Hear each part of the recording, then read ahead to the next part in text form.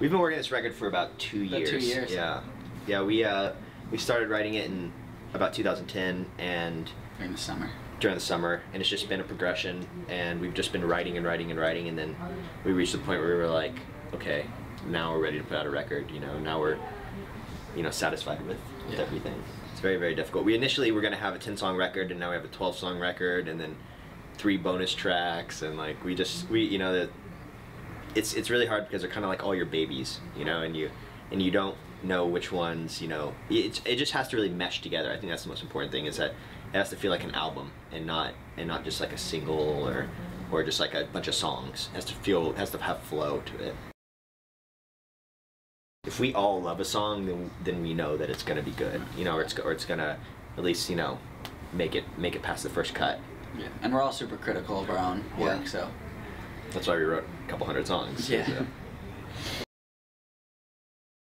Well, we have a big passion with conservation, and especially environmental conservation, and you know, we really wanted to do something that was exciting. We wanted the music video to be exciting, and we wanted it to pertain to the song's theme, which is, you know, really about like not letting anything hold you back, not letting any boundaries, and you know, not having any boundaries and facing your fears. And so we thought, what better way to do it than to face our own fears of swimming with tiger sharks in the ocean. So we went to the Bahamas and basically learned how to scuba dive the day before, and then the next day went swimming with about 30 tiger sharks, and we were under the water for about an hour and a half with them. It was absolutely one of the most life-changing, crazy experiences of our lives. Like, it was absolutely magical. Yeah. And it was a great bonding experience for all of us, you know.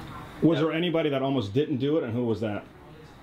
No, everybody was pretty gung-ho about it. Once we committed, we were all in it together. There was no listen out. Yeah. There was like, I was kind of seasick that day, and there was like a moment when I got in the water where I was just like, oh, I feel not good right now, but I actually kind of wanted to get off the boat and get down there with the sharks.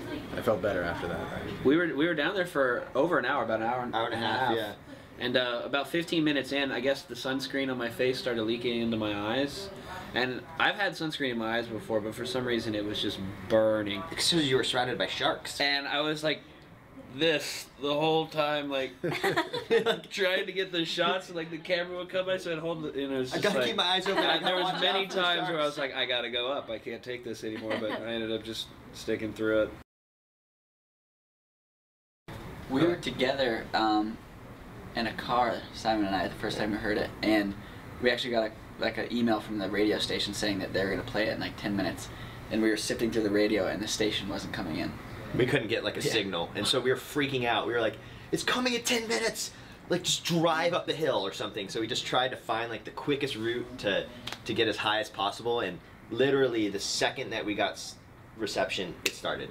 And then we found out that they added the song that day, and so it just kind of like took off from there. But it was kind of a very surreal moment for sure.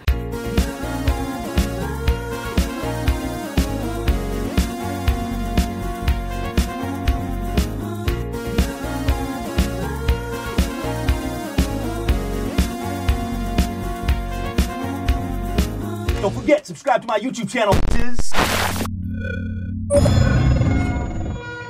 Are you for real? Yup.